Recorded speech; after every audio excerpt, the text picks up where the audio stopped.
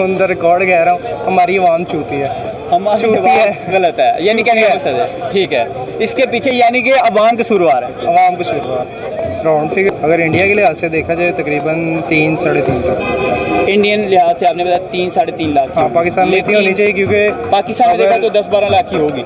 हाँ तकरीबन इतनी। ये सर 160 सीसी की बाइक है और ये इंडिया में सिर्फ 1,20,000 रुपये में। वो इसी लिहाज से तो मैंने आपको कहा मैं सिर्फ क्योंकि यही तो इंडिया ने जानना इतनी तरक्की कर ली, वो भी हमारे साथ ही आज़ाद हुआ। हमारे साथ ही आज़ाद हुआ था। यही तो बात करने वाले हैं कि आपके पास ये एक बाइक है, नॉर्मल और सिंपल बाइक है, ऑडियंस भी देख रही है, इसकी क्या प्राइस है? 1,05,000 रुपये से 1,05,000 चाइना की बाइक। चाइना की बाइक। और अगर बात करें होंडा सीरीज 70 की तो उसकी क्या प्राइस है? वो तकरीबन इस टाइम 1.5 तक है। 1.5 लाख रुपया।